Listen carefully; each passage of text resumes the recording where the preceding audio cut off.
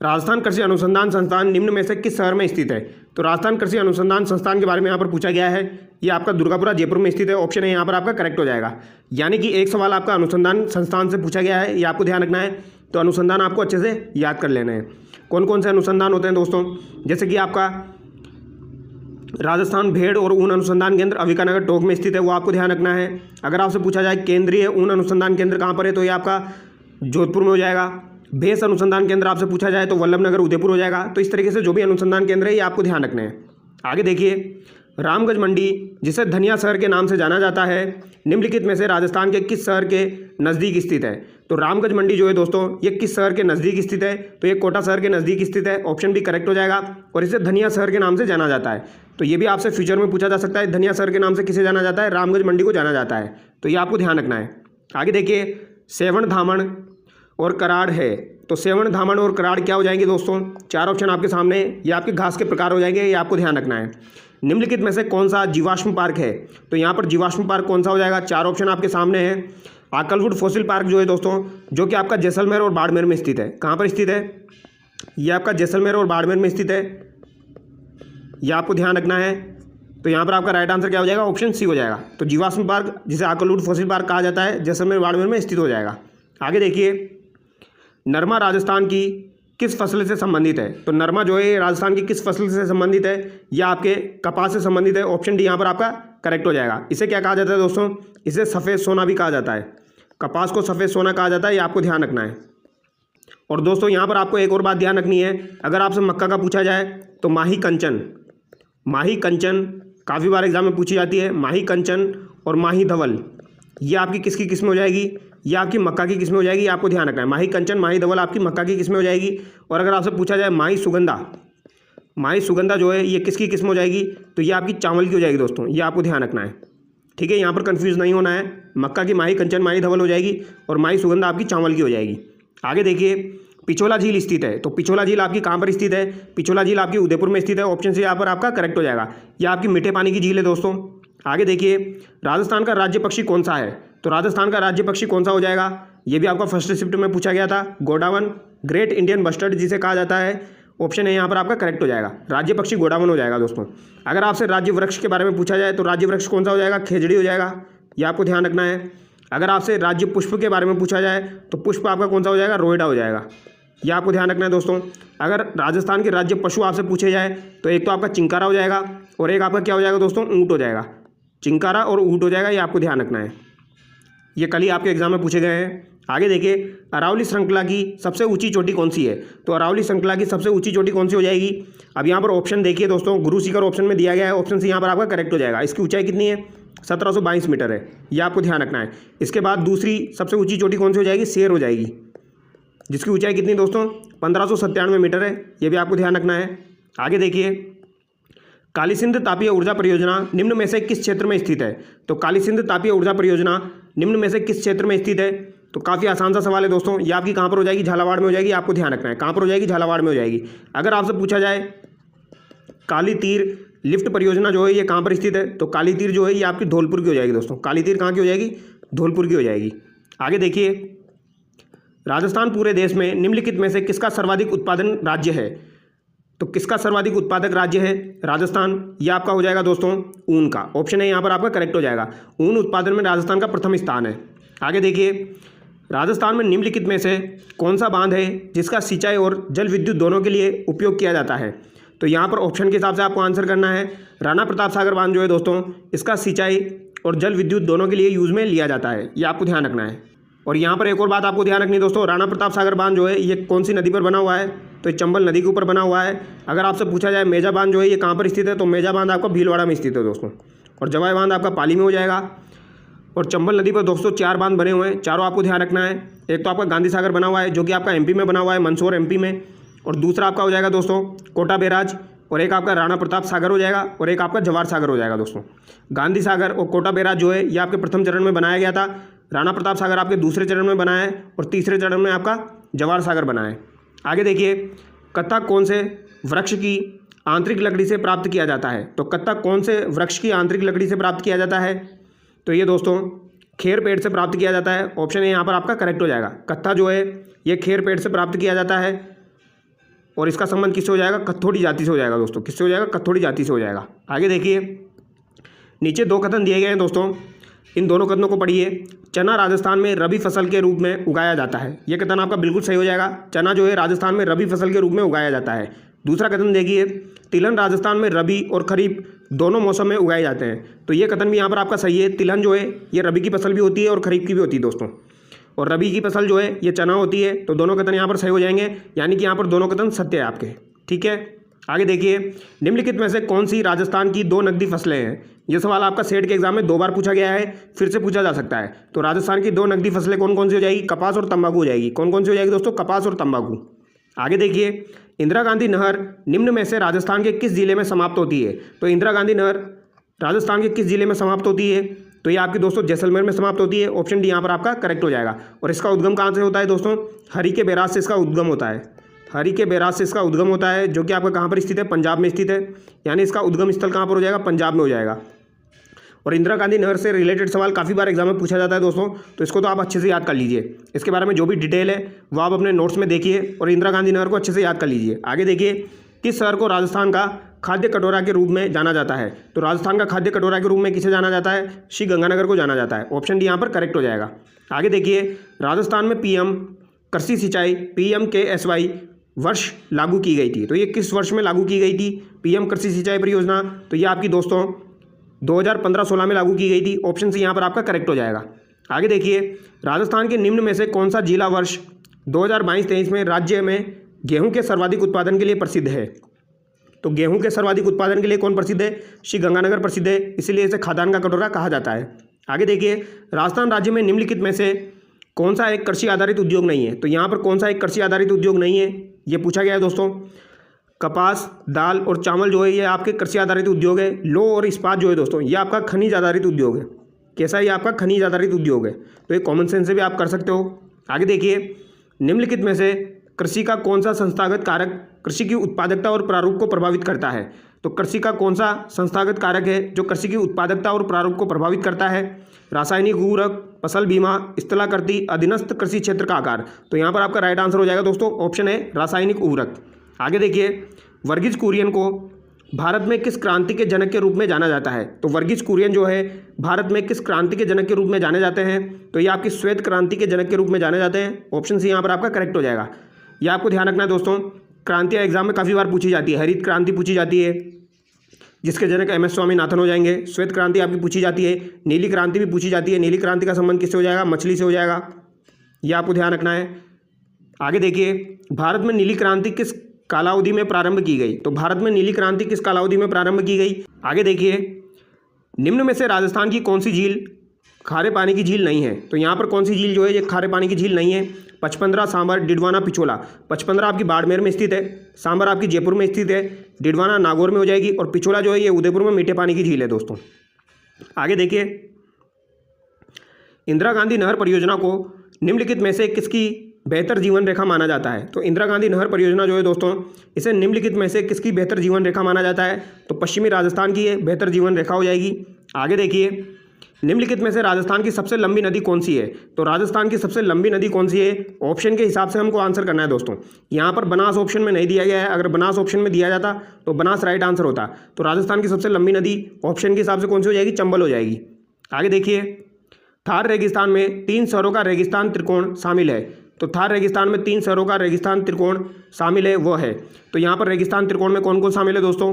यहाँ पर आपके बीकानेर हो जाएगा, जैसलमेर हो जाएगा, और इसके साथ साथ आपका क्या हो जाएगा दोस्तों? बीकानेर, जैसलमेर और आपका एक जोधपुर हो जाएगा।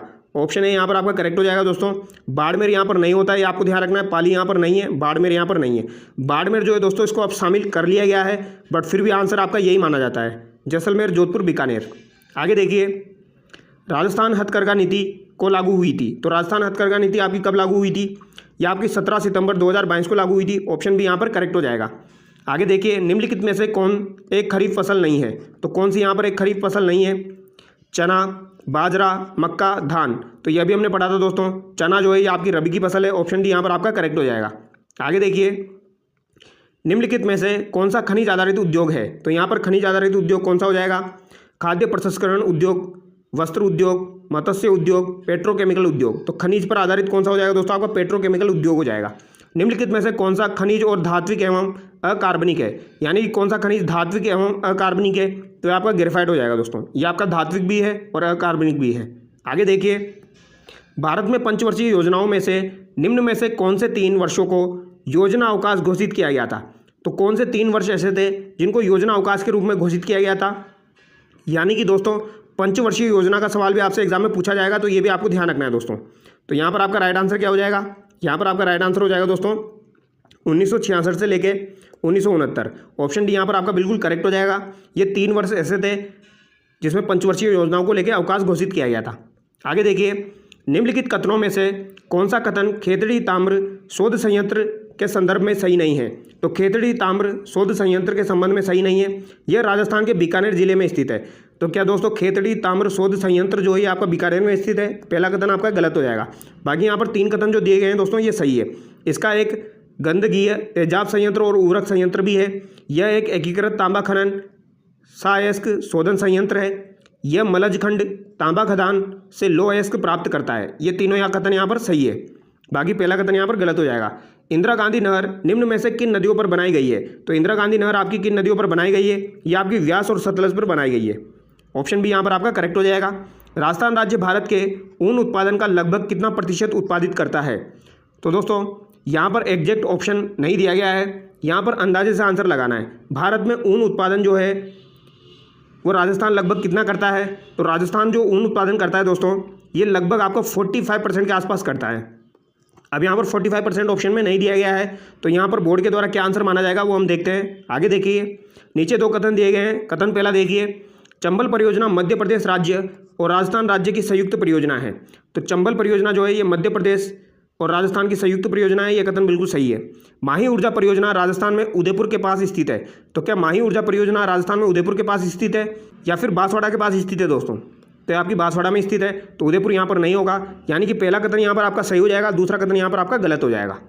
आगे देखिए, राजस्थान के थार रेगिस्तानी क्षेत्र में सामान्यतः के लिए टाँका एक परंपरागत तकनीक है। तो टाँका क्या है दोस्तों?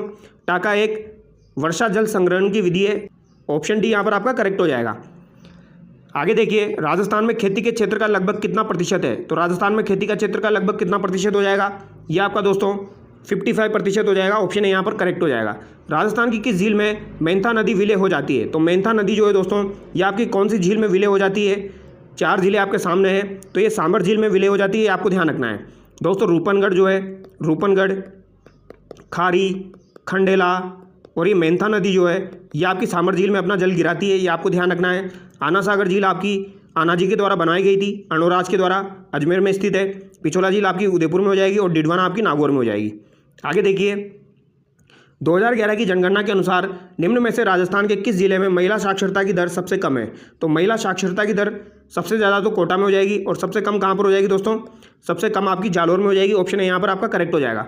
आगे देखिए, नीचे 2 कथन दिए गए हैं दोस्तों।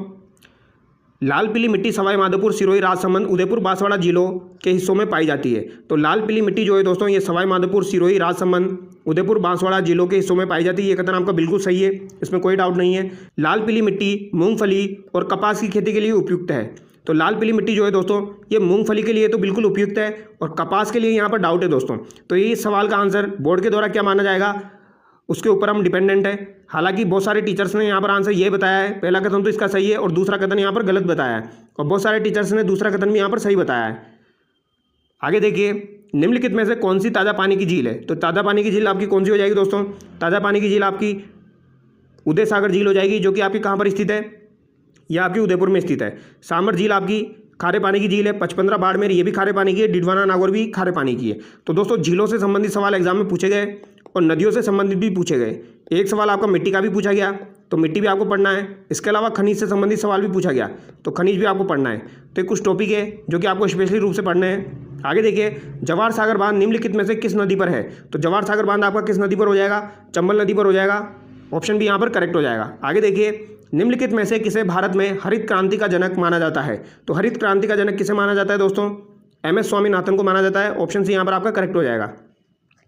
और दोस्तों आपकी श्वेत क्रांति के जनक कौन हो जाएंगे? श्वेत क्रांति के जनक आपके वर्गीज कुरियन हो जाएंगे। आगे देखिए, स्वतंत्रता के समय भारत की कितनी प्रतिशत जनसंख्या अपनी आजीविका के लिए कृषि पर निर्भर थी? तो स्वतंत्रता के समय दोस्तों भारत की कितनी प्रतिशत जनसंख्या थी जो कि आजीविका के लिए अपनी कृषि पर निर्भर थी? तो ये आपकी कितनी हो जाएगी दोस्तों? लगभग 75%। 75% जनसंख्या ऐसी थी स्वतंत्रता के समय जो कि बिल्कुल कृषि पर निर्भर थी। आगे देखिए, नीली क्रांति संबंधित है, तो नीली क्रांति का संबंध किससे हो जाएगा दोस्तों? मछली उत्पादन से हो जाएगा। ऑप्शन सी यहाँ पर आपका बिल्कुल करेक्ट हो जाएगा। आगे देखिए, निम्नलिखित में से कौन सी असंस्तरीय मृदा समूह है? तो यहाँ पर शैल मृदा जो है इसका राइट आंसर हो जाएगा दोस्तों। आगे देखिए, इंदिरा गांधी नहर का प्रारंभिक बिंदु किस राज्य में है? तो इंदिरा गांधी नहर का प्रारंभिक बिंदु हरिके बैराज कहाँ पर हो जाएगा आपका? पंजाब में हो जाएगा दोस्तों। ऑप्शन डी यहाँ पर आपका करेक्ट हो जाएगा। आगे देखिए, सीकर के इलाके में कौन सा स्थान गोटा उद्योग हेतु प्रसिद्ध है? तो गोटा उद्योग के लिए आपका कौन सा स्थान प्रसिद्ध है दोस्तों? खंडेला सीकर प्रसिद्ध है। ऑप्शन डी यहाँ पर आपका बिल्कुल करेक्ट हो जाएगा। गोटा उद्योग के लिए आपका खंडेला प्रसिद्ध है, ये आपको ध्यान रखना है। आगे देखिए, महिंद्रा वर्ल्ड सिटी राजस्थान के निम्न में से किस शहर में स्थित है? तो महिंद्रा वर्ल्ड सिटी जो है ये आपकी किस शहर में स्थित है? ये आपकी दोस्तों जयपुर में स्थित है। ऑप्शन डी यहाँ पर आपका करेक्ट हो जाएगा। आगे देखिए, दर्रा गेम अभ्यारण्य को किसके रूप में परिवर्तित किया गया? तो दर्रा गेम अभ्यारण्य जो है दोस्तों इसको किसके रूप में परिवर्तित किया गया? Mukundra national park. ऑप्शन है यहाँ पर आपका करेक्ट हो जाएगा। ये आपका कहाँ पर स्थित है दोस्तों? ये आपका कोटा और झालावाड़ में स्थित है, ये आपको ध्यान रखना है। कोटा झालावाड़ साइड में ये स्थित है, ये आपको ध्यान रखना है। सरिस्का आपका अलवर में हो जाएगा। केवलादेव आपका कहाँ पर हो जाएगा? भरतपुर में हो जाएगा। आगे देखिए, राजस्थान का निम्नलिखित में से कौन सा बांध जल विद्युत शक्ति का उत्पादन करता है?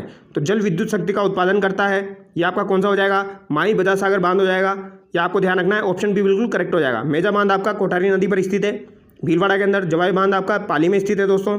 माही बजा सागर बांध जो है दोस्तों इसके द्वारा कितनी बिजली उत्पादित की जाती है? ये भी कभी कभी एग्जाम में पूछ लिया जाता है। तो दोस्तों 140 मेगावाट की जो बिजली है ये आपकी माही बजाज सागर बांध के द्वारा उत्पादित की जाती है, आपको ध्यान रखना है। आगे देखिए, निम्न में से किस राज्य में सौर ऊर्जा उत्पादन क्षमता सबसे अधिक है? तो सौर ऊर्जा उत्पादन क्षमता किस राज्य में सबसे अधिक है? तो ऑब्वियसली राजस्थान में अधिक है। आगे देखिए, इंदिरा गांधी नहर परियोजना के प्रथम चरण में निम्नलिखित में से कौन सा क्षेत्र शामिल नहीं था? तो इंदिरा गांधी नहर परियोजना के प्रथम चरण में निम्नलिखित में से कौन सा क्षेत्र शामिल नहीं था? तो दोस्तों यहाँ पर बाड़मेर शामिल नहीं था। ऑप्शन ए करेक्ट हो जाएगा। गंगानगर, हनुमानगढ़, बीकानेर यहाँ पर शामिल था। आगे देखिए, निम्न में से राजस्थान राज्य में कपास का सबसे अधिक उत्पादन करने वाला जिला है? तो कपास का सबसे अधिक उत्पादन करने वाला जिला कौन सा हो जाएगा? जैसलमेर, झुंझुनू, बीकानेर, श्री गंगानगर दिया गया है। ऑप्शन डी यहाँ पर आपका बिल्कुल करेक्ट हो जाएगा दोस्तों। कपास का सबसे ज़्यादा उत्पादन कहाँ पर होता है? श्री गंगानगर में। अगला सवाल देखिए, निम्न में से राजस्थान की सबसे बड़ी जस्ता उत्पादक खदान है? अगला सवाल देखिए, नीचे दो कथन दिए गए हैं दोस्तों। पहला कथन देखिए, बंगाल की खाड़ी और अरब सागर के मानसून से राजस्थान में वर्षा होती है। तो ये कथन आपका बिल्कुल सही है। बंगाल की खाड़ी और अरब सागर के मानसून से राजस्थान में वर्षा होती है। बंगाल की खाड़ी को मानसून राजस्थान में बिना अधिक वर्षा किए गुजरता है क्योंकि इसके गुजरने के मार्ग में किसी प्रकार का व्यवधान नहीं है। तो ये कथन आपका गलत हो जाएगा दोस्तों, क्योंकि ज़्यादातर वर्षा जो है ये बंगाल की खाड़ी की वजह से होती है। अरब सागर मानसून जो है ये अरावली के पैरेलल में निकल जाता है। अरावली के समानांतर आपका अरब सागर वाला मानसून निकल जाता है। तो अरब सागर से बहुत कम वर्षा होती है, ज़्यादातर वर्षा बंगाल की खाड़ी से होती है। तो पहला कथन यहाँ पर सही है, दूसरा कथन यहाँ पर गलत हो जाएगा। अगला सवाल देखिए, मुर्गी दानों में यह शामिल होते हैं। तो मुर्गी दानों में क्या शामिल होता है दोस्तों? मुर्गी दानों में आपका मक्का, जौ, बाजरा इत्यादि शामिल होता है। ऑप्शन डी यहाँ पर आपका करेक्ट हो जाएगा। 2022-23 के दौरान किस भारतीय राज्य में उच्चतम पवन क्षमता दर्ज की गई? तो उच्चतम पवन क्षमता आपकी कहाँ पर दर्ज की गई? तो ये आपकी तमिलनाडु में दर्ज की गई है। ऑप्शन है यहाँ पर आपका करेक्ट हो जाएगा दोस्तों। ऑप्शन है बिल्कुल करेक्ट हो जाएगा। आगे देखिए, ऑपरेशन फ्लड का संबंध है। तो ऑपरेशन फ्लड का संबंध किससे है? ऑपरेशन फ्लड का संबंध आपका श्वेत क्रांति से हो जाएगा। ऑप्शन ए बिल्कुल करेक्ट है दोस्तों। नीली क्रांति का संबंध किससे हो जाएगा दोस्तों? मछली से हो जाएगा, ये आपको ध्यान रखना है। और हरित क्रांति किसके द्वारा प्रारंभ की गई थी? एम.एस. स्वामीनाथन के द्वारा। आगे देखिए, भारत का राष्ट्रीय पुष्प कौन सा है? तो भारत का राष्ट्रीय पुष्प कौन सा हो जाएगा दोस्तों? तो ये आपका कमल हो जाएगा। ऑप्शन ए बिल्कुल करेक्ट हो जाएगा। एक मोटिवेशनल लाइन आप सब लोगों के लिए, लोग आपका मजाक तब तक उड़ाएंगे जब तक आप सफल नहीं हो जाते। लोगों के द्वारा आपका मजाक तब तक उड़ाया जाता है जब तक कि आप सफल नहीं हो जाते। एक बार जब आप सफल हो जाओगे दोस्तों तो ये आपका जो मजाक है ना, ये आपका किस में बदल जाएगा? ये आपका तारीफ में बदल जाएगा। लोग आपकी तारीफ करने लग जाएंगे। तो मेहनत करते रहिए जब तक कि आप सफल नहीं हो जाते। राणी जगपतरा मरासिया किस शासक की मृत्यु का शोक मनाने के लिए लिखी गई थी? तो राणी जगपतरा मरासिया किस शासक की मृत्यु का शोक मनाने के लिए लिखी गई थी? ये आपके सेट के एग्जाम में पूछा गया है। यहाँ पर आपका राइट आंसर हो जाएगा महाराजा जगत सिंह। ऑप्शन डी यहाँ पर बिल्कुल करेक्ट हो जाएगा। राणी जगपतरा मरासिया जो है दोस्तों ये जगत सिंह से संबंधित है और ये मृत्यु से संबंधित है, ये भी आपको ध्यान रखना है। अगर आपसे पूछा जाए टाबरारी मृत्यु पर कौन से गीत गाए जाते हैं दोस्तों, तो यहाँ पर छेड़े गाए जाते हैं, ये आपको ध्यान रखना है क्या गाए जाते हैं, छेड़े गाए जाते हैं। ये आपके रीट के एग्जाम में भी पूछा गया था, या इसको नॉर्मली ऐसे भी पूछा जाता है दोस्तों, जब छोटे बालक की मृत्यु हो जाती है तो कौन सा गीत गाया जाता है, छेड़े गीत गाए जाते हैं। ये आपको ध्यान रखना है। आगे देखिए, उदयपुर का एक प्रसिद्ध पर्यटक स्थल सहेलियों की बाड़ी किसके द्वारा बनवाया गया था। तो सहेलियों की बाड़ी का निर्माण किसके द्वारा करवाया गया था दोस्तों, तो ये महाराणा संग्राम सिंह द्वितीय के द्वारा करवाया गया था। यह आपको ध्यान रखना है। ये सवाल आपका दोस्तों स्टेनोग्राफर के एग्जाम में भी पूछा गया है, तो वेरी वेरी इंपॉर्टेंट सवाल है। अभी ये लेटेस्ट 2 एग्जाम में पूछा जा चुका है, इसके पहले भी काफ़ी बार एग्जाम में पूछा जा चुका है, तो ये आपको ध्यान रखना है। संग्राम सिंह द्वितीय का शासनकाल क्या रहा है दोस्तों, ये भी आपसे पूछा जा सकता है। तो 1710 से लेके 1734 तक किसका कार्यकाल रहा है, ये संग्राम सिंह द्वितीय का कार्यकाल रहा है। ये आपको ध्यान रखना है, हो सकता है ये भी आपसे एग्जाम में पूछ लिया जाए, 1710 से लेके 1734।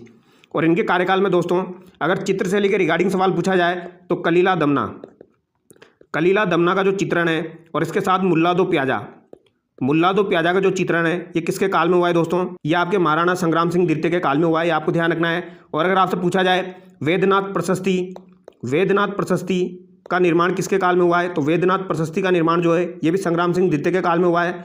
और वेदनाथ मंदिर का जो निर्माण हुआ है दोस्तों, वेदनाथ मंदिर का जो निर्माण है दोस्तों, ये भी आपका किसके द्वारा करवाया गया है, महाराणा संग्राम सिंह द्वितीय के द्वारा करवाया गया है। ये आपको ध्यान रखना है। और अगर आपसे पूछा जाए दोस्तों महाराजा शंभू सिंह जो है इनके द्वारा किसकी स्थापना की गई थी, तो महकमा खास की स्थापना जो है ये किसके द्वारा की गई थी, ये महाराजा शंभू सिंह के द्वारा की गई थी। और अगर आपसे पूछा जाए इजलास खास की स्थापना किसके द्वारा की गई थी, तो इजलास खास की स्थापना सज्जन सिंह के द्वारा 1877 में की गई थी। ये भी आपको ध्यान रखना है। अगला सवाल देखिए, निम्नलिखित में से किस प्रसिद्ध कलाकार ने भारत उत्सव में बहुरूपिया कला में राजस्थान का प्रतिनिधित्व किया। तो भारत उत्सव में बहुरूपिया कला में राजस्थान का प्रतिनिधित्व किया, तो ये कौन हो जाएंगे, आपके जानकीलाल भांड हो जाएंगे। ऑप्शन डी यहाँ पर आपका करेक्ट हो जाएगा। जानकीलाल भांड का संबंध कहाँ से है दोस्तों, तो इनका संबंध भीलवाड़ा से हो जाएगा। ये आपको ध्यान रखना है। और एक किसके प्रसिद्ध कलाकार है, तो बहुरूपिया कला के प्रसिद्ध कलाकार है, आपको ध्यान रखना है। इसके अलावा एक परशुराम भी आपको ध्यान रखना है दोस्तों। परशुराम जो है इनका संबंध भी बहुरूपिया कला से हो जाएगा। और ये कहाँ से हो जाएंगे, ये आपके केलवा राजसमंद से हो जाएंगे। कहाँ से हो जाएंगे, ये केलवा राजसमंद से हो जाएंगे।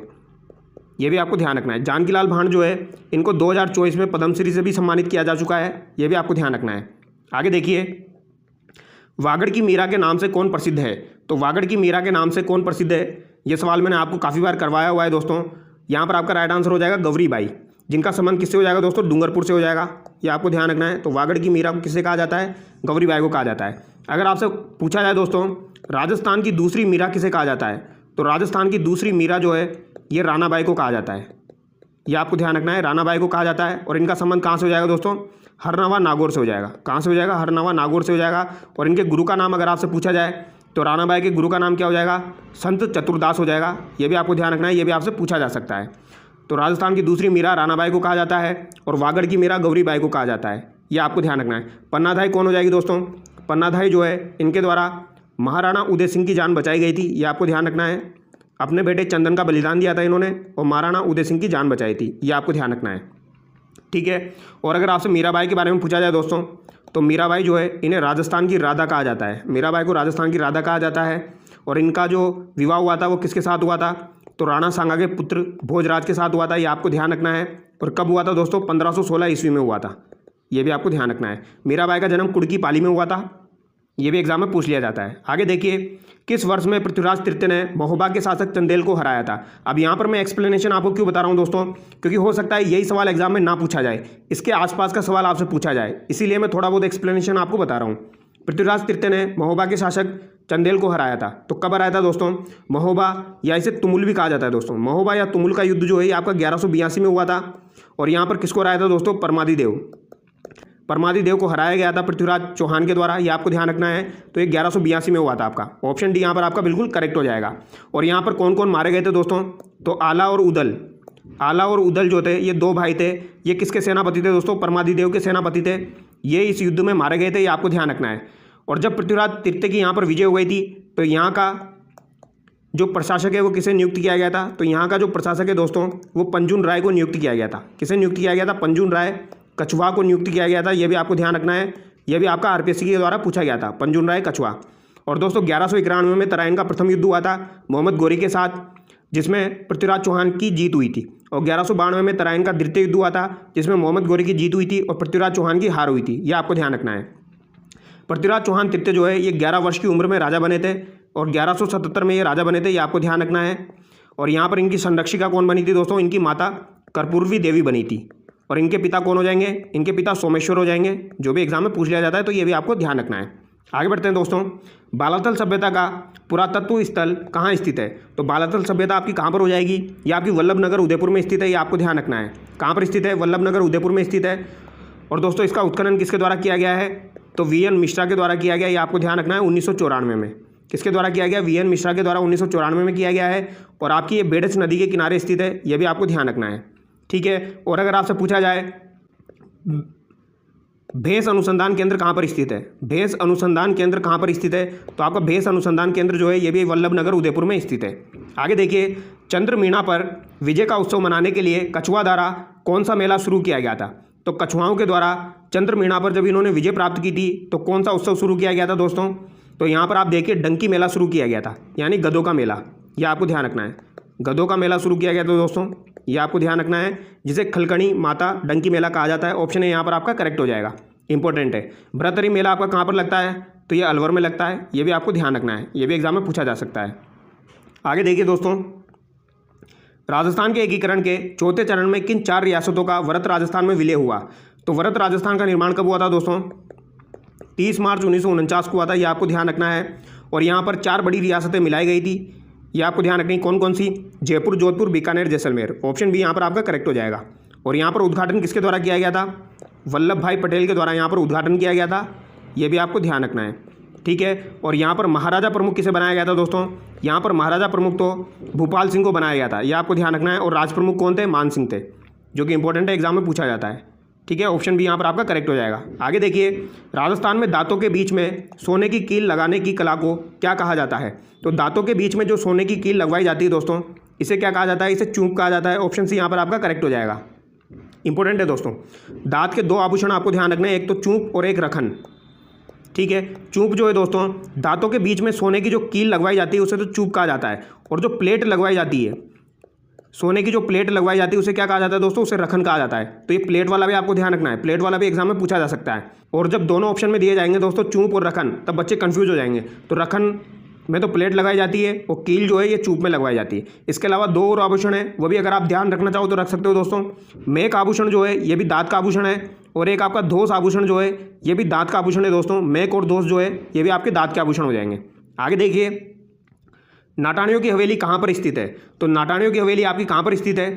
ये एग्जाम में पूछा गया था और ये मैंने आपको क्लास 10th की बुक में करवा रखा है दोस्तों। ये आपकी कहाँ पर स्थित है? ये आपकी जयपुर में स्थित है। ऑप्शन सी यहाँ पर आपका करेक्ट हो जाएगा। जयपुर के लोग क्या करते हैं दोस्तों? नाटक करते हैं। तो इससे हमको याद रखना था, नाटाणियों की हवेली कहाँ पर हो जाएगी? आपकी जयपुर में हो जाएगी। और जयपुर में आपकी कुछ और हवेलियाँ हैं जो भी स्थित है, वो भी आपको ध्यान रखनी है। जैसे कि धाबाई की हवेली। धाबाई की हवेली जो है ये कहाँ पर स्थित है? तो धाबाई की हवेली जो है ये भी आपकी जयपुर में स्थित है। पुरोहित प्रताप नारायण की हवेली, पुरोहित प्रताप नारायण की हवेली अगर आपसे पूछी जाए तो ये भी कहाँ पर हो जाएगी दोस्तों? ये भी आपकी जयपुर में हो जाएगी। और इसके अलावा रत्न भट्ट पुंडरीक की हवेली जो है ये भी आपकी कहाँ पर हो जाएगी? रत्न भट्ट पुंडरीक की हवेली भी आपकी जयपुर में हो जाएगी। ये आपको ध्यान रखना है। आगे देखिए, कौन बीकानेर राज परिवार की कुल देवी है? तो बीकानेर राज परिवार की कुल देवी कौन सी हो जाएगी दोस्तों? करणी माता हो जाएगी, जिनका प्रसिद्ध मंदिर कहाँ पर बना हुआ है? देशनोक बीकानेर में बना हुआ है। ये आपको ध्यान रखना है। कहाँ पर बना हुआ है? देशनोक बीकानेर में बना हुआ है। ठीक है। यहाँ पर सफ़ेद चूहे होते हैं जिन्हें काबा कहा जाता है। ये भी आपको ध्यान रखना है। तो बीकानेर राज परिवार की कुल देवी करणी माता हो जाएगी। और इनके बचपन का नाम क्या था दोस्तों? रिद्धिबाई। रिद्धिबाई इनके बचपन का नाम था। आगे देखिए, निम्नलिखित में से किसने बिजोलिया आंदोलन का नेतृत्व किया? तो बिजोलिया आंदोलन का नेतृत्व किसके द्वारा किया गया था? 4 ऑप्शन आपके सामने हैं। बिजोलिया आंदोलन का नेतृत्व साधु सीताराम दास के द्वारा किया गया सर्वप्रथम। फिर उसके बाद विजय सिंह पथिक के द्वारा किया गया था दोस्तों। किसके द्वारा किया गया? विजय सिंह पथिक के द्वारा किया गया। और उसके बाद दोस्तों माणिक्यलाल वर्मा, जमनालाल बजाज के द्वारा भी किया गया। ऑप्शन ए यहाँ पर आपका करेक्ट हो जाएगा। ठीक है। बिजोलिया किसान आंदोलन की शुरुआत 1897 में हुई थी दोस्तों। और कब तक चला था? ये आपका 1941 तक चला था। ये आपको ध्यान रखना है। और यहाँ पर सबसे इंपॉर्टेंट बात है जो कि एग्जाम में पूछी जाती है, 1903 में और 1906 में 2 कर लगाए गए थे दोस्तों। 1903 में आपका चौवरी कर लगाया गया था, चौवरी कर लगाया गया था। 1906 में तलवार बंदाई कर लगाया गया था। तो ये किसके द्वारा लगाया गया था? ये एग्जाम में पूछा जाता है दोस्तों। चौवरी कर जो है ये कृष्ण सिंह के द्वारा लगाया गया था। ये आपको ध्यान रखना है। 1903 में चौवरी कर कृष्ण सिंह के द्वारा लगाया गया था। और तलवार बंदाई कर जो है दोस्तों ये कृष्ण सिंह का पुत्र था जिसका नाम था पृथ्वी सिंह, उसके द्वारा लगाया गया था। ये आपको ध्यान रखना है। ठीक है। तलवार बंदाई कर जो था दोस्तों ये उत्तराधिकारी शुल्क था। ये आपको ध्यान रखना है। और 1897 से लेकर 1941 तक ये 3 चरणों में चला था। और तीनों चरण जो है वो भी आपको ध्यान रखना है। जैसे कि 1897 से लेकर एक आपका हो जाएगा 1915 तक, फिर 1915 से लेकर 1923 तक हो जाएगा दोस्तों, ये आपको ध्यान रखना है। फिर 1923 से लेकर तीसरा चरण हो जाएगा आपका 1941 तक। तो ये कुछ इंपॉर्टेंट पॉइंट है जो कि आपको ध्यान रखना है। अगर आपसे पूछा जाए नानजी पटेल और ठाकरे जी पटेल का संबंध किससे है, तो ये भी आपका बिजोलिया किसान आंदोलन से हो जाएगा। और तुलसा भील जो है इसका संबंध किससे हो जाएगा, तो तुलसा भील जो था वो विजय सिंह पथिक का संदेशवाहक था, तो उसका संबंध भी बिजोलिया किसान आंदोलन से हो जाएगा। आगे देखिए, निम्नलिखित में से किस किले की सुंदरता से अभिभूत होकर ब्रिटिश इतिहासकार जेम्स टोड ने कहा कि यदि उन्हें राजस्थान में किसी जागीर की पेशकश की जाएगी तब वह इस किले को चुनेंगे। तो जेम्स टोड के द्वारा ये किस दुर्ग के बारे में कहा गया था कि अगर उनको एक जागीर की पेशकश की जाए तो वो इस किले को चुनेंगे, तो ये भैंसोरगढ़ किले के बारे में कहा गया था। ऑप्शन सी यहाँ पर आपका करेक्ट हो जाएगा। इंपॉर्टेंट है दोस्तों, काफ़ी बार ये सवाल एग्जाम में पूछा जाता है। ये आपका चंबल और बामनी नदियों के संगम पर बना हुआ है। चंबल और बामनी नदियों के संगम पर बना हुआ है। ये आपका जलदुर्ग की श्रेणी में आता है, ये आपको ध्यान रखना है। और इसे वेल्लोर दुर्ग भी कहा जाता है। वेल्लोर दुर्ग किसे कहा जाता है, तो वेल्लोर दुर्ग जो है ये भी आपका भैंसोरगढ़ दुर्ग को कहा जाता है। तो ये इंपॉर्टेंट पॉइंट है, ये आपको ध्यान रखना है। आगे देखिए, बांसवाड़ा डूंगरपुर और इसके आसपास पहाड़ी क्षेत्रों में कौन सी भाषा बोली जाती है, तो बांसवाड़ा डूंगरपुर और इसके आसपास पहाड़ी क्षेत्रों में कौन सी भाषा बोली जाएगी, वागड़ी भाषा बोली जाती है, ये आपको ध्यान रखना है। कौन सी बोली जाएगी दोस्तों, वागड़ी भाषा बोली जाएगी। मेवाती आपकी अलवर भरतपुर में बोली जाएगी, हाड़ौती आपका कोटा बूंदी बारा झालावाड़ में बोली जाएगी, और शेखावटी शिखर झुंझुनू साइड में हो जाएगी। आगे देखिए, कालबेलिया नृत्य कला को यूनेस्को की अमूर्त विरासत सूची में किस वर्ष में सम्मिलित किया गया, तो कालबेलिया नृत्य कला जो है दोस्तों इसे यूनेस्को में कब शामिल किया गया था, 2010 में शामिल किया गया था, ये आपको ध्यान रखना है। और इसके अलावा जंतर मंतर जो है दोस्तों, जंतर मंतर को भी 2010 में शामिल किया गया था, ये भी आपसे एग्जाम में पूछा जा सकता है। और 6 पहाड़ी किलों को कब शामिल किया गया था, 6 पहाड़ी किलों को 2013 में शामिल किया गया था। और जयपुर परकोटा जो है इसे कब शामिल किया गया, तो जयपुर परकोटे को दोस्तों 2019 में शामिल किया गया है, ये आपको ध्यान रखना है, ये एग्जाम में पूछा जा सकता है। और 2 रामसर साइट जो है वो भी आपको ध्यान रखनी है। सबसे पहली रामसर साइट आपकी कौन सी हो जाएगी, केवलादेव हो जाएगी, जिसको कब रामसर साइट बनाया गया था दोस्तों, 1981 में रामसर साइट बनाया गया था। और दूसरी रामसर साइट आपकी 1990 में किसको बनाया गया, सांबर झील को बनाया गया था। तो ये कुछ इंपॉर्टेंट बातें हैं, आपको ध्यान रखना है। आगे देखिए, इन 2 शहरों में जंतर मंतर स्थित है, तो ये सवाल काफ़ी बार एग्जाम में पूछा गया है दोस्तों, ये तो आपको बिल्कुल रट लेना है। जंतर मंतर जो है वो कितने बनाए गए और किसके द्वारा बनाए गए, जंतर मंतर जो है ये सवाई जयसिंह के द्वारा बनाए गए हैं दोस्तों, ये आपको ध्यान रखना है। किसके द्वारा बनाए गए, सवाई जयसिंह के द्वारा बनाए गए हैं, जिसका शासनकाल 1700 से लेकर 1743 रहा है, ये आपको ध्यान रखना है। इसे सवाई की उपाधि किसके द्वारा दी गई थी, ये भी आपसे पूछी जा सकती है, तो औरंगजेब के द्वारा इसे सवाई की उपाधि दी गई थी, ये आपको ध्यान रखना है। औरंगजेब के द्वारा इसे सवाई की उपाधि दी गई थी। सवाई जयसिंह के द्वारा 5 वेधशालाओं का निर्माण करवाया गया है दोस्तों। एक तो आपकी दिल्ली में हो जाएगी, एक आपकी जयपुर में हो जाएगी, पहली आपकी दिल्ली में हो जाएगी, दूसरी आपकी जयपुर में हो जाएगी। फिर आपकी दोस्तों एक उज्जैन में है, एक बनारस में है, एक उज्जैन में हो जाएगी, एक बनारस में हो जाएगी, और एक आपकी कहाँ पर हो जाएगी, मथुरा में हो जाएगी, ये आपको ध्यान रखना है। जयपुर वाली जो है दोस्तों ये सबसे बड़ी है, ये आपको ध्यान रखना है। तो यहाँ पर आपका राइट आंसर क्या हो जाएगा, जयपुर और दिल्ली हो जाएगा। ऑप्शन सी यहाँ पर करेक्ट हो जाएगा। आगे देखिए, सन 1453 में किसने मंडोर का मारवाड़ से कब्जा लिया था और अपने पुत्र रायमल का विवाह मारवाड़ की राजकुमारी से किया था, तो अपने पुत्र रायमल का विवाह जो है ये मारवाड़ की राजकुमारी श्रृंगार कौरी से किया था, श्रृंगार कुंवरी से किया था। तो ये किसका बेटा था दोस्तों, राणा कुंभा का बेटा था। ऑप्शन सी यहाँ पर करेक्ट हो जाएगा। कुंभा के 2 बेटे थे, एक तो आपका रायमल हो जाएगा और एक आपका कौन सा हो जाएगा दोस्तों, उदा हो जाएगा। उदा के द्वारा तो राणा कुंभा की हत्या की गई थी कुंभलगढ़ दुर्ग में, और रायमल जो है दोस्तों जिसका विवाह किसके साथ हुआ था, श्रृंगार कुंवरी के साथ हुआ था, ये आपको ध्यान रखना है। 1453 में दोस्तों आवल बावल की संधि हुई थी। आवल बावल की संधि के तहत राणा कुंभा और राव जोधा के मध्य जो संधि हुई थी उसके तहत तय किया गया कि सोजत पाली को सीमा बनाया जाएगा, सोजत पाली को मेवाड़ मारवाड़ की सीमा बनाया जाएगा। और दूसरी शर्त थी कि रायमल का विवाह जो है ये श्रृंगार कुंवरी से किया जाएगा, ताकि मारवाड़ और मेवाड़ के जो संबंध है वो अच्छे बने रहे।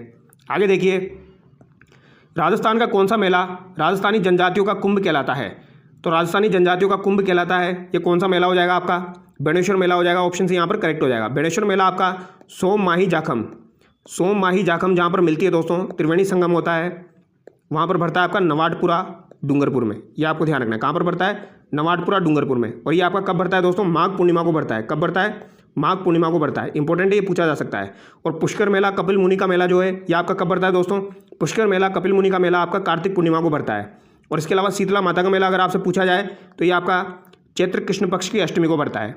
आगे देखिए, निम्नलिखित में से किसके शासनकाल में तमाशा नामक लोकनाट्य शुरू किया गया, दोस्तों तमाशा नामक लोकनाट्य जो है ये किसके काल में शुरू किया गया था?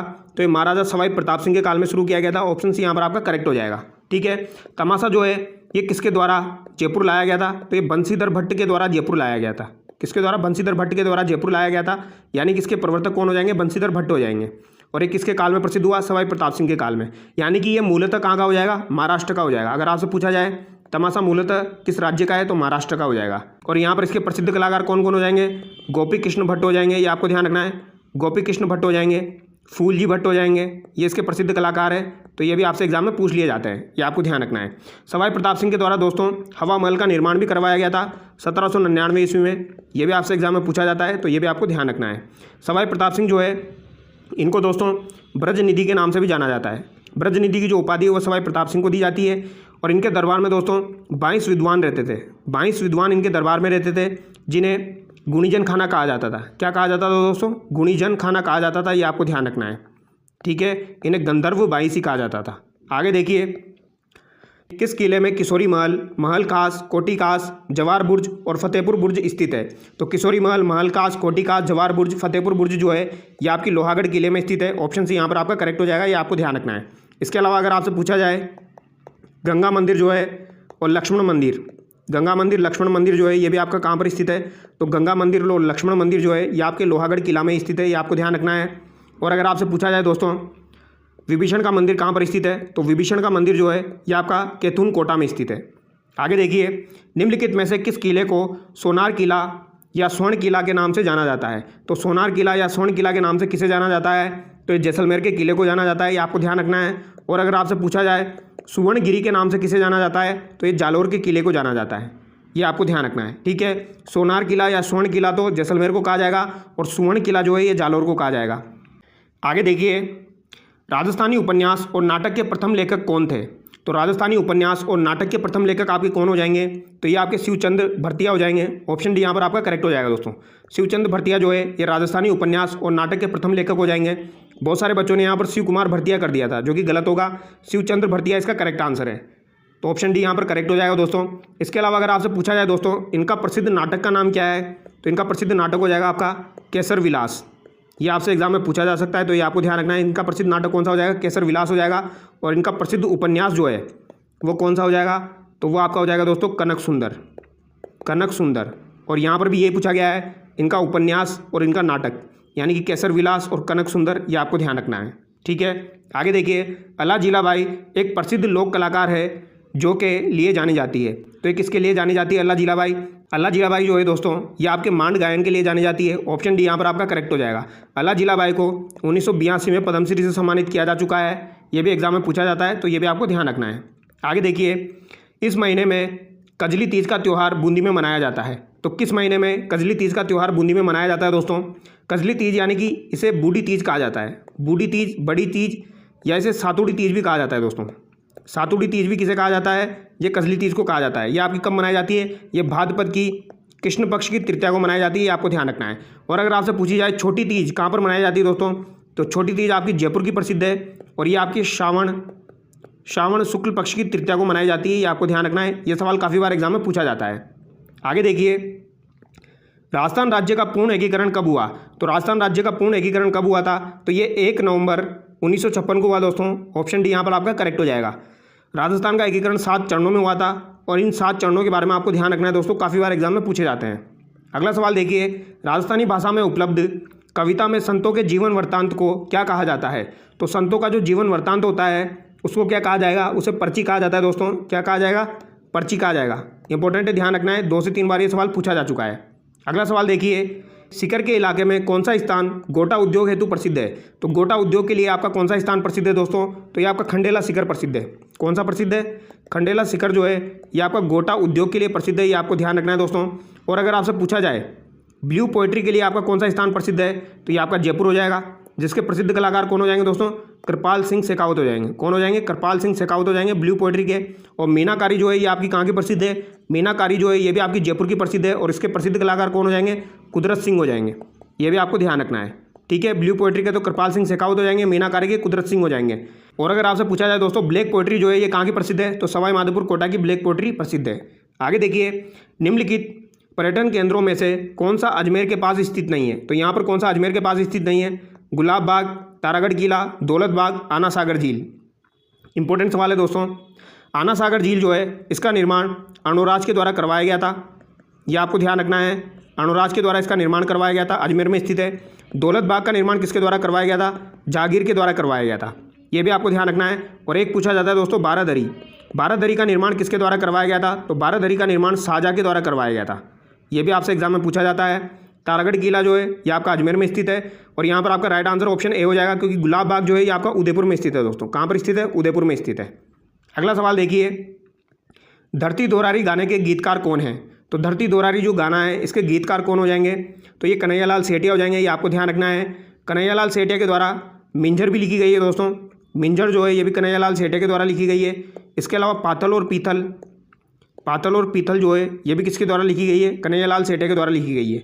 और धरती दोरारी जो है ये भी आपकी कन्हैयालाल सेठिया के द्वारा लिखी गई है। विजयदान देथा के द्वारा दोस्तों बातारी फुलवारी लिखी गई है, बातारी फुलवारी ये किसके द्वारा लिखी गई है? विजयदान देथा के द्वारा लिखी गई है, जो कि आपकी 14 खंडों में विभाजित है, ये भी आपको ध्यान रखना है। अगला सवाल देखिए, असुमेलित का चयन कीजिए। तो यहाँ पर असुमेलित का चयन करना है। सवाई जयसिंह की छतरी आपकी गेटौर में हो जाएगी, बिल्कुल सही दिया गया है। मूसी महारानी की छतरी जो कि आपकी 80 खंभों की छतरी है, जिसका निर्माण विनय सिंह के द्वारा करवाया गया था दोस्तों, ये आपकी अलवर में स्थित है, बिल्कुल सही दिया गया है। गोपाल सिंह की छतरी आपकी करौली में स्थित है, वेरी वेरी इंपॉर्टेंट है, ये आपको ध्यान रखनी है। गोपाल सिंह की छतरी आपकी करौली में स्थित है। और सेठों की छतरी रामगढ़ में हो जाएगी, और यहाँ पर सभी सुमेलित है दोस्तों, ऑप्शन यहाँ पर करेक्ट हो जाएगा। अगला सवाल देखिए, कुचामनी ख्याल के बारे में निम्न में से कौन से कथन सही नहीं है? तो यहाँ पर कौन सा कथन सही नहीं है? कुचामनी ख्याल प्रसिद्ध लोकनाट्यकार लच्छी राम है दोस्तों, ये यहाँ पर गलत टाइप हो गया। ये कौन से हो जाएंगे? आपके लच्छी राम द्वारा शुरू किया गया था, तो ये कथन आपका सही हो जाएगा। चांद नीलगिरी, राव रीडल और मीरा मंगल जो है ये लच्छी राम द्वारा रचित प्रमुख ख्याल है, तो ये भी आपका सही हो जाएगा दोस्तों। यहाँ पर लच्छी राम कर लेना आप। कुचामनी ख्याल एक मुक्त नाट्यशाला में निष्पादित नहीं किया जाता है, तो ये कथन आपका गलत हो जाएगा दोस्तों। इसे एक मुक्त नाट्यशाला में निष्पादित किया जाता है। इस ख्याल में ढोल, सारंगी, सेनाई और ढोलक वादक मुख्य सहयोगी होते हैं। तो यहाँ पर सारंगी, सेनाई और ढोलक जो होता है दोस्तों, ये आपके प्रमुख वाद्य यंत्र होते हैं, ये भी आपको ध्यान रखना है। सारंगी, सेनाई, ढोलक, तो यहाँ पर आपका राइट आंसर हो जाएगा ऑप्शन सी। अगला सवाल देखिए, नीचे 2 कथन दिए गए हैं दोस्तों, दोनों कथनों को पढ़िए। बिजोलिया किसानों की समस्याओं को सुनने के लिए उदयपुर की राज्य सरकार ने अप्रैल 1919 में एक आयोग का गठन मांडलगढ़ हाकिम बिंदु लाल भट्टाचार्य की अध्यक्षता में गठित किया। आयोग ने किसानों के हित के लिए अनेक अनुशंसा की, तो ये कथन आपका बिल्कुल सही है दोस्तों। बिंदुलाल भट्टाचार्य आयोग का गठन किया गया था, यह आपको ध्यान रखना है। और ये कब किया गया था? अप्रैल 1919 में किया गया था। भारतीय सरकार के विदेश मंत्रालय के अधिकारियों का मानना था कि बिजोलिया किसान पंचायत से गठबंधन की तुरंत स्थापना की जाए, अन्यथा राजपूताना में किसान आंदोलन एक हिंसात्मक रूप ले सकता है। तो ये कथन यहाँ पर गलत है दोस्तों। पहला कथन यहाँ पर सही है, दूसरा कथन यहाँ पर गलत हो जाएगा, ठीक है, ये आपको ध्यान रखना है। तो ये कथन वाले सवाल भी आजकल एग्जाम में पूछे जा रहे हैं। इसी प्रकार के सवाल आने वाले एग्जाम्स में भी पूछे जाएंगे दोस्तों। यहाँ से आपको RSM SSB का पैटर्न भी समझ में आएगा। निम्नलिखित में से राजस्थान राज्य की प्रथम महिला राज्यपाल कौन थी? तो राजस्थान राज्य की प्रथम महिला राज्यपाल कौन थी? प्रतिभा पाटिल, प्रभा राव, मार्गरेट आल्वा या फिर कमला बेनीवाल? तो प्रथम महिला राज्यपाल आपकी प्रतिभा पाटिल हो जाएगी, ऑप्शन है यहाँ पर करेक्ट हो जाएगा। अगला सवाल देखिए, राजस्थान उच्च न्यायालय की मुख्य पीठ कहाँ स्थित है? तो राजस्थान उच्च न्यायालय की मुख्य पीठ अगर आपसे पूछी जाए तो ये कहाँ पर हो जाएगी? आपकी जोधपुर में हो जाएगी। और अगर आपसे खंडपीठ के बारे में बात की जाए तो वो आपकी जयपुर में स्थित है। अगला सवाल देखिए, वर्ष 2023 में राजस्थान के राज्य चुनाव आयुक्त कौन थे? तो वर्ष 2023 में राजस्थान के राज्य चुनाव आयुक्त कौन थे? तो ये आपकी मधुकर गुप्ता हो जाएगी, ऑप्शन बी यहाँ पर करेक्ट हो जाएगा। अगला सवाल देखिए, संविधान के किस अनुच्छेद के अनुसार हिंदी देश की राजभाषा है? तो हिंदी देश की राजभाषा है किस अनुच्छेद के अनुसार? तो ये आपका अनुच्छेद हो जाएगा 343, ऑप्शन डी यहाँ पर आपका करेक्ट हो जाएगा। यानी कि हिंदी भाषा से रिलेटेड दोस्तों सवाल एग्जाम में पूछा गया था, तो ये आपके सेट एग्जाम 12th लेवल के में भी पूछा जाएगा। आगे देखिए, नीति आयोग के प्रथम उपाध्यक्ष कौन थे? तो नीति आयोग के बारे में यहाँ पर बात की जा रही है। नीति आयोग के प्रथम उपाध्यक्ष कौन थे? अरुण जेटली, नंदन नीलेकणी, अरविंद पनगड़िया या फिर नरेंद्र मोदी? तो नरेंद्र मोदी तो दोस्तों प्रथम अध्यक्ष हो जाएंगे, आपके प्रथम उपाध्यक्ष आपके अरविंद पनगड़िया थे, ऑप्शन सी यहाँ पर आपका करेक्ट हो जाएगा। अगला सवाल देखिए, निम्नलिखित में से कौन सी भारतीय संविधान की एक विशेषता नहीं है? तो भारतीय संविधान की यहाँ पर कौन सी एक विशेषता नहीं है? सार्वभौमिक वयस्क मताधिकार, विभिन्न स्रोतों से लिए गए प्रावधान, दोहरी नागरिकता का प्रावधान, सबसे लंबा लिखित संविधान। तो यहाँ पर आपका राइट आंसर क्या हो जाएगा? जो कि भारतीय संविधान की एक विशेषता नहीं है, तो ये आपकी हो जाएगी दोहरी नागरिकता। ये भारतीय संविधान की एक विशेषता नहीं है। अगला सवाल देखिए, निम्नलिखित में से कौन सा अनुच्छेद संसद की राष्ट्रीय हित में राज्य सूची में शामिल किसी भी मामले पर कानून बनाने का अधिकार देता है यदि प्रस्ताव राज्यसभा द्वारा संसद में उपस्थित सदस्यों और मतदान के 2/3 बहुमत के साथ पारित किया जाता है। तो ये किस अनुच्छेद में दिया गया है दोस्तों? अनुच्छेद 249, अनुच्छेद 312, 360 या अनुच्छेद 54। तो यहाँ पर आपका राइट आंसर हो जाएगा दोस्तों अनुच्छेद 249। ऑप्शन ए यहाँ पर आपका करेक्ट हो जाएगा। अगला सवाल देखिए, राजस्थान के प्रथम लोकायुक्त कौन थे? तो राजस्थान के प्रथम लोकायुक्त कौन हो जाएंगे? तो ये आपके ID दुआ हो जाएंगे दोस्तों। राजस्थान के अंदर लोकायुक्त पद का सृजन 1973 में किया गया था, ये आपको ध्यान रखना है। और सर्वप्रथम लोकायुक्त पद का सृजन जो है ये महाराष्ट्र में 1971 में किया गया था। अगला सवाल देखिए, राजस्थान मानवाधिकार आयोग के अध्यक्ष और सदस्यों का कार्यकाल कितना होता है? तो मानवाधिकार आयोग के अध्यक्ष और सदस्यों का कार्यकाल कितना होता है? तो ये आपका 370 होता है दोस्तों। 3 वर्ष या 70 वर्ष की आयु, जो भी पहले हो जाए। ऑप्शन ए यहाँ पर आपका करेक्ट हो जाएगा। अगला सवाल देखिए, निम्नलिखित में से भारतीय संविधान का कौन सा प्रावधान मंत्रिपरिषद की नियुक्ति और पदच्युत से संबंध रखता है?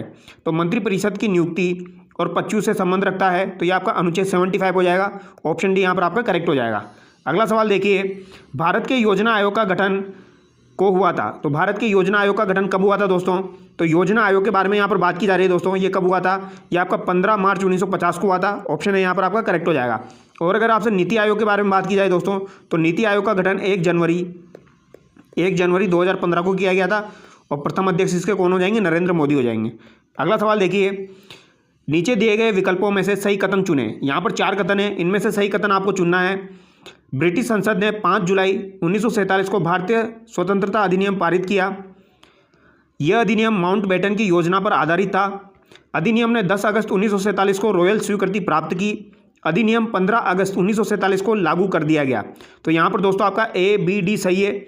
ऑप्शन सी जो है यहाँ पर गलत है। तो ये सवाल भी आपका पूछा गया था, यहाँ पर कथन दिए गए थे और उनमें से हमको चूज करना था। अगला सवाल देखिए, नेताजी सुभाष चंद्र बोस ने सिंगापुर में स्वतंत्र भारत की अस्थायी सरकार की स्थापना की घोषणा किस तारीख को की थी? तो सुभाष चंद्र बोस के द्वारा सिंगापुर में स्वतंत्र भारत की अस्थायी सरकार की स्थापना की घोषणा कब की गई थी दोस्तों? तो ये आपकी 21 अक्टूबर 1943 को की गई थी। ऑप्शन है यहाँ पर आपका करेक्ट हो जाएगा। अगला सवाल देखिए, वस्तु एवं सेवा कर GST परिषद एक संवैधानिक निकाय है जिसकी स्थापना निम्नलिखित में से किस अनुच्छेद के अंतर्गत की गई है? तो GST परिषद एक संवैधानिक निकाय है, इसकी स्थापना किस अनुच्छेद के अंतर्गत की गई है? तो 279A के अंतर्गत की गई है दोस्तों, ये आपको ध्यान रखना है, 279A के अंतर्गत। अगला सवाल देखिए, निम्नलिखित में से कौन से पद का भारतीय संविधान में उल्लेख नहीं किया गया है? तो भारतीय संविधान में किस पद का उल्लेख नहीं किया गया है? प्रधानमंत्री का किया गया है, मुख्यमंत्री का भी किया गया है दोस्तों, लोकसभा अध्यक्ष का भी किया गया है। यहाँ पर उप मुख्यमंत्री का उल्लेख नहीं है। ऑप्शन सी यहाँ पर आपका करेक्ट हो जाएगा। अगला सवाल देखिए, निम्नलिखित में से प्राय कौन राज्य विश्वविद्यालयों के कुलाधिपति के रूप में कार्य करता है? तो राज्य विश्वविद्यालयों के कुलाधिपति के रूप में कौन कार्य करता है? तो ये आपका राज्यपाल कार्य करता है। ऑप्शन डी यहाँ पर आपका करेक्ट हो जाएगा, क्योंकि यहाँ पर राज्य के बारे में बात की जा रही है। अगला सवाल देखिए, किस भारतीय संविधान संशोधन ने उच्च न्यायालय के न्यायाधीशों की सेवानिवृत्ति की आयु 60 वर्ष से बढ़ाकर 62 वर्ष कर दी है? तो ये किस संविधान संशोधन के तहत की गई है दोस्तों? तो ये आपके 15वां संविधान संशोधन के तहत की गई है। ऑप्शन है यहाँ पर आपका करेक्ट हो जाएगा। अगला सवाल देखिए, इनमें से कौन सा एक संवैधानिक निकाय नहीं है? तो यहाँ पर कौन सा एक संवैधानिक निकाय नहीं है? संघ लोक सेवा आयोग, चुनाव आयोग, वित्त आयोग या राष्ट्रीय मानवाधिकार आयोग? तो दोस्तों संघ लोक सेवा आयोग, चुनाव आयोग और वित्त आयोग आपके संविधान में उल्लेखित है, यानी कि आपके संवैधानिक निकाय हो जाएंगे। तो यहाँ पर आपका राइट आंसर हो जाएगा राष्ट्रीय मानवाधिकार आयोग, क्योंकि इसका संविधान में उल्लेख नहीं है। अगला सवाल देखिए, निम्नलिखित में से कौन सी भाषा संविधान की 8वीं अनुसूची में शामिल नहीं है? तो यहाँ पर कौन सी भाषा जो है ये संविधान की 8वीं अनुसूची में शामिल नहीं है? नेपाली, सिंधी, अंग्रेजी या फिर संताली? तो दोस्तों यहाँ पर आपका राइट आंसर हो जाएगा अंग्रेजी। ऑप्शन सी यहाँ पर आपका करेक्ट हो जाएगा। अगला सवाल देखिए, निम्नलिखित में से कौन सा भारतीय संविधान के तहत मौलिक अधिकार नहीं है? तो भारतीय संविधान के तहत यहाँ पर कौन सा मौलिक अधिकार नहीं है? शिक्षा का अधिकार, संपत्ति का अधिकार, समानता का अधिकार या फिर स्वतंत्रता का अधिकार? तो शिक्षा, समानता और स्वतंत्रता का अधिकार ये मौलिक अधिकार है। संपत्ति का अधिकार जो है ये आपका विधिक अधिकार है दोस्तों। ये कौन सा है आपका? विधिक अधिकार है, ये आपका मौलिक अधिकार नहीं है। तो यहाँ पर आपका राइट आंसर ऑप्शन बी हो जाएगा। अगला सवाल देखिए, नीति आयोग की स्थापना कब की गई थी? तो नीति आयोग की स्थापना कब की गई दोस्तों? ये आपकी 1 जनवरी 2015 को की गई थी। ऑप्शन सी यहाँ पर आपका करेक्ट हो जाएगा। अगला सवाल देखिए, निम्नलिखित में से किस नियम के अंतर्गत हिंदी के प्रगामी प्रयोग को प्रभावी ढंग से लागू करने के उद्देश्य से पूरे भारत को 3 क्षेत्रों में बांटा गया है? तो दोस्तों यहाँ पर आपका राइट आंसर हो जाएगा राजभाषा अधिनियम 1976। ऑप्शन डी यहाँ पर आपका करेक्ट हो जाएगा। अगला सवाल देखिए, निम्नलिखित में से कौन सा एक संवैधानिक पद नहीं है? यहाँ पर कौन सा एक संवैधानिक पद नहीं है? राज्यपाल, मुख्य न्यायाधीश, आरबीआई गवर्नर, लोकसभा अध्यक्ष। तो दोस्तों राज्यपाल, मुख्य न्यायाधीश, लोकसभा अध्यक्ष जो है इनका संविधान में उल्लेख है, यानी कि ये संवैधानिक पद हो जाएंगे। आरबीआई का गवर्नर जो है ये आपका संवैधानिक पद नहीं है। ऑप्शन सी यहाँ पर आपका करेक्ट हो जाएगा। अगला सवाल देखिए, भारतीय संविधान के अनुसार संघीय भारत के किसी राज्य का नाम निम्नलिखित में से किसके द्वारा परिवर्तित किया जा सकता है? तो संघीय भारत के किसी राज्य का नाम निम्नलिखित में से किसके द्वारा परिवर्तित किया जा सकता है? तो ये संसद के द्वारा परिवर्तित किया जा सकता है। ऑप्शन डी यहाँ पर आपका बिल्कुल करेक्ट हो जाएगा। राजस्थान राज्य सूचना आयोग का गठन कब हुआ?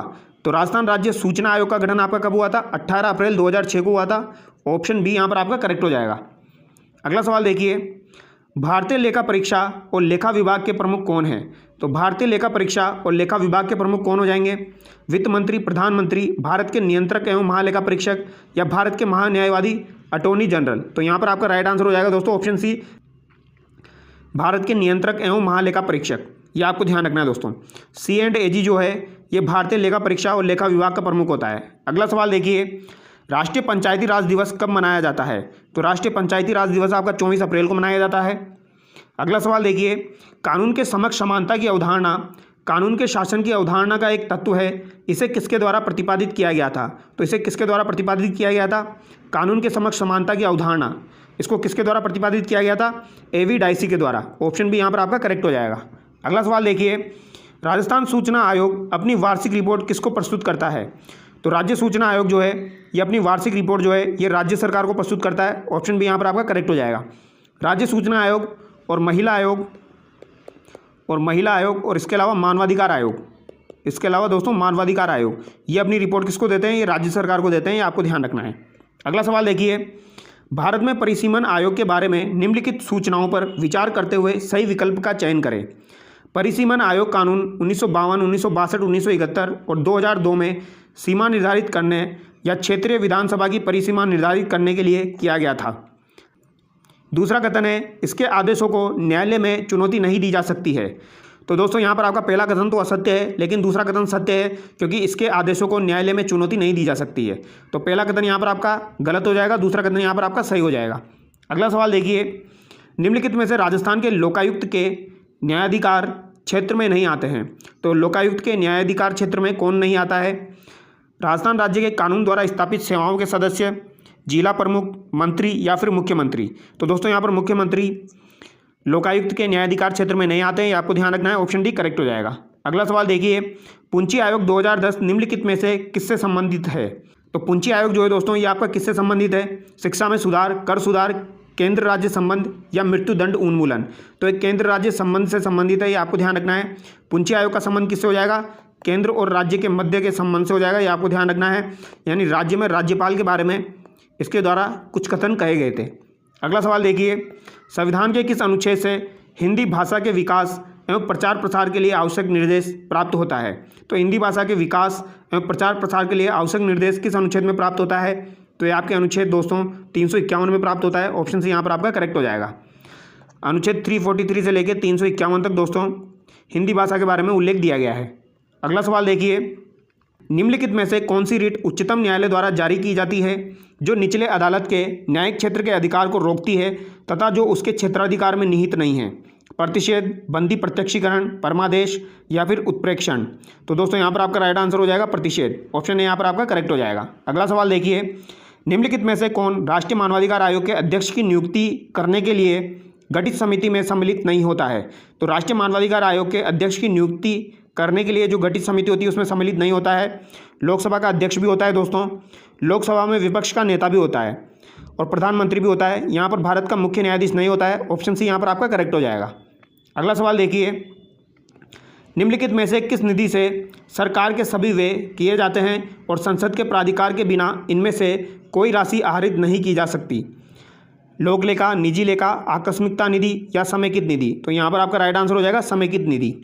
अगला सवाल देखिए, फरवरी 2024 में किसे राजस्थान के महाधिवक्ता के रूप में नियुक्त किया गया है? तो राजस्थान के महाधिवक्ता के रूप में किसे नियुक्त किया गया है दोस्तों? तो राजेंद्र प्रसाद गुप्ता को नियुक्त किया गया है। तो यहाँ पर आपका राइट आंसर क्या हो जाएगा दोस्तों? ऑप्शन बी करेक्ट हो जाएगा। अगला सवाल देखिए,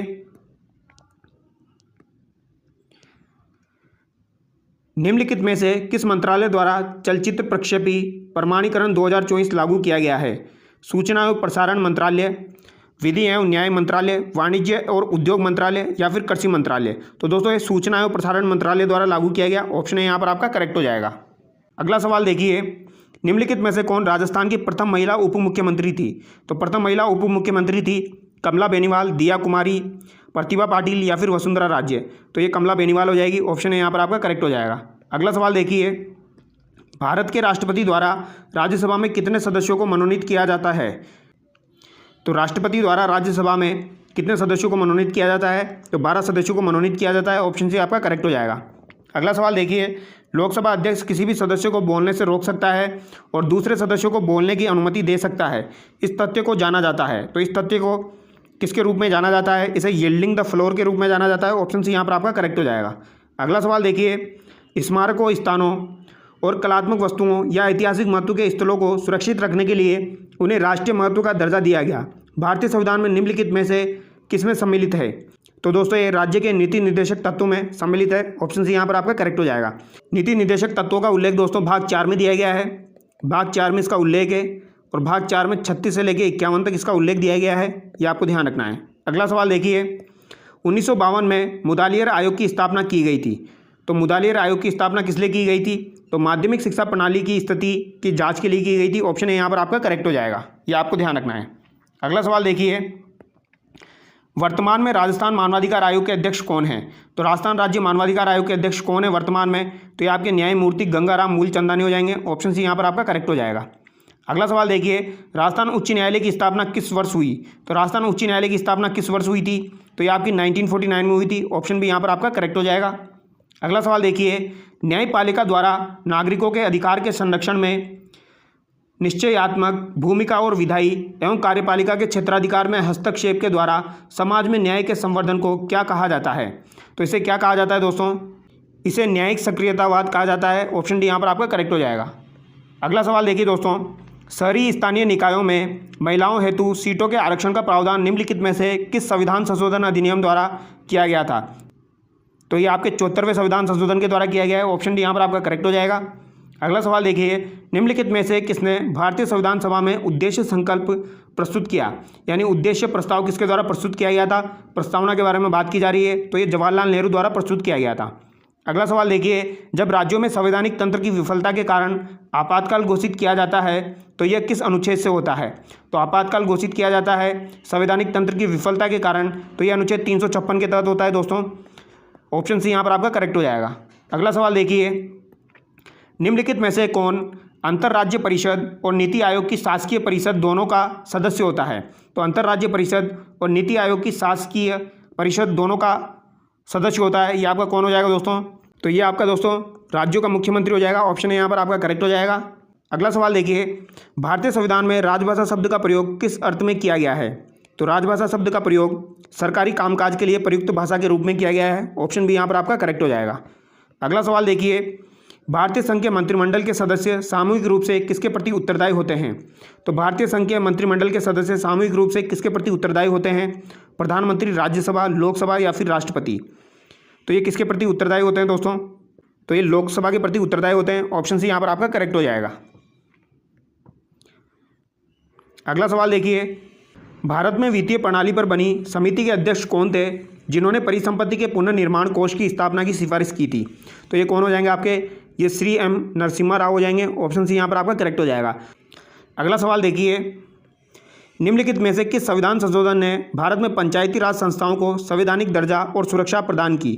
तो पंचायती राज संस्थाओं को दोस्तों 73वां संविधान संशोधन के तहत संवैधानिक दर्जा प्रदान किया गया था। अगला सवाल देखिए, 73वें संविधान संशोधन 1992 से संविधान में कौन सी अनुसूची जोड़ी गई? तो संविधान में कौन सी अनुसूची जोड़ी गई थी? तो ये 11वीं अनुसूची जोड़ी गई थी। ऑप्शन डी यहाँ पर आपका करेक्ट हो जाएगा। अगला सवाल देखिए, नीति आयोग के गठन के बाद से अब तक जुलाई 2024 कितने व्यक्ति इसके अध्यक्ष पद पर आसीन हुए हैं? तो नीति आयोग का गठन कब हुआ था दोस्तों? तो ये आपका 1 जनवरी 2015 को हुआ है और तब से इसके एक ही अध्यक्ष हैं, कौन हो जाएंगे? नरेंद्र मोदी हो जाएंगे। ऑप्शन यहाँ पर आपका करेक्ट हो जाएगा। नीति आयोग के प्रथम अध्यक्ष कौन थे? तो ये आपके नरेंद्र मोदी हो जाएंगे, ऑप्शन सी हो जाएगा। और प्रथम उपाध्यक्ष आपके कौन हो जाएंगे? तो ये अरविंद पनगड़िया हो जाएंगे। और दोस्तों एक सवाल आप लोगों के लिए, अभी वर्तमान में नीति आयोग के उपाध्यक्ष कौन है? ये आप लोग मुझे कमेंट करके बताएंगे, ठीक है। ये सवाल आप लोगों के लिए, अभी वर्तमान में नीति आयोग के उपाध्यक्ष कौन है? इसका आंसर आप कमेंट करके बताएंगे। तो चलिए दोस्तों नेक्स्ट वीडियो में मिलते हैं। आई होप आपको वीडियो अच्छा लगा होगा। अगर आपको वीडियो अच्छा लगा है तो चैनल को सब्सक्राइब करें। Thank you so much.